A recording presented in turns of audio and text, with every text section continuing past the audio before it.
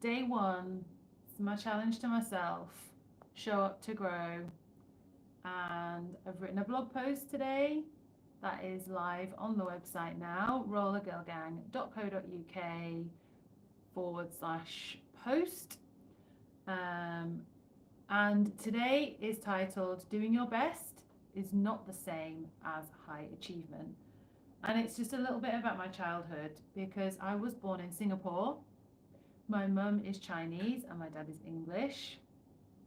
Hello, live videos with the noise of a cat having a snack in the background. Thank you, small cat. And although I was born in Singapore and I am biracial, I moved to the UK when I was 4 with my younger sister and the rest of my family.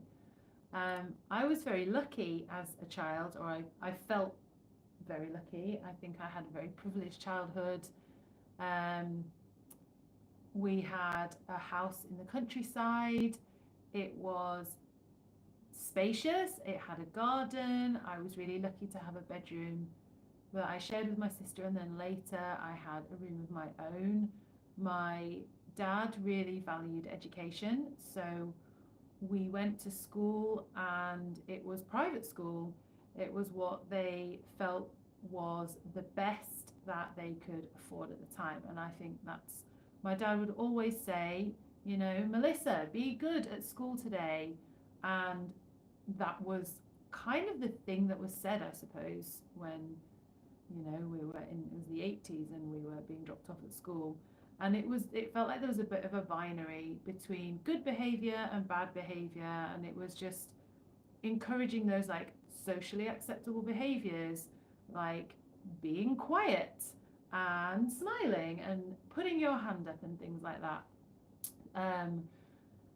Although when I became a primary teacher when I was 21, thinking had, you know, moved on a bit, but there is still that undercurrent of good children are quiet children. So there's a lot of things that we need to break there, really. You know, during my school years, I did develop what I feel were really productive working habits and things that have kind of stood me well later.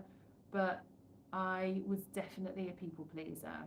I definitely responded well to praise from significant adults in my life and wanted more of that. So I kind of did those things that made sure that I got more praise. So although I understand that that's some of the way that I walk through the world is based on that, actually, you know, there's some good life skills there as well, building focus, building concentration, and skills like that are really useful at times like now when I've set myself a challenge of showing up in order to grow. I know my parents made sacrifices so that I could have a good education, or the best possible education, and it was always expected that I would go to university. There wasn't another pathway particularly mapped out for me. It was, you will go through academia, you will get some A levels, you will go to university. So I fulfilled all of that. But it meant that I found failure really difficult, because not only was I disappointing myself, I felt like I'd let down lots of other people who put belief in me that I wasn't able to live up to. So, you know, I'm still unpicking that. However, the words that I really wanted to share today were words that my dad would say to me. And he would say, Melissa, I just want you to do your best. As long as you know you have done your best, you will be at peace.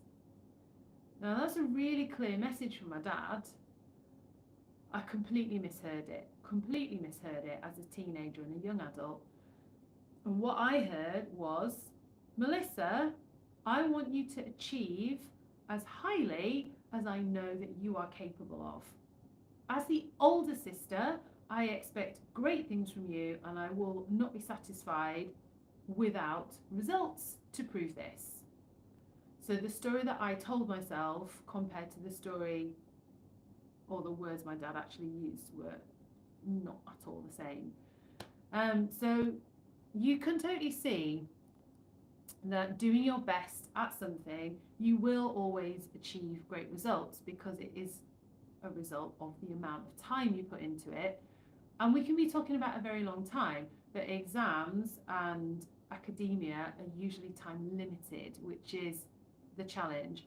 So this is why people get very busy around deadlines, because we have to sink more time into this endeavour in order to get good results.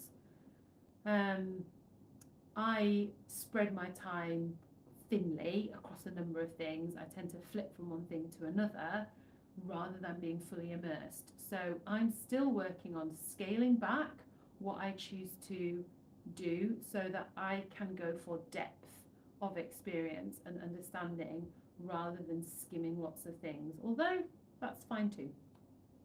So my story is quite a privileged one as a child, and to get to the point in my life that I am now. But you know, how does this relate to roller skating? Well, after 4 or 5 years of skating, I felt that I finally unlearned what it means that doing your best may not achieve your desired outcome straight away. But if you give it enough time, it always will. So I kind of see roller skating as a journey, and it reflects the journey of life. That's just how it is. The lessons are there if you want to take them. Have you learned any life lessons, do you think, through roller skating? And that is the question I'm going to leave you with. And I'm going to be back tomorrow. I've got some writing to do in the morning for my day 2 of my Show Up Challenge. And we'll see where it takes us. Have a great evening.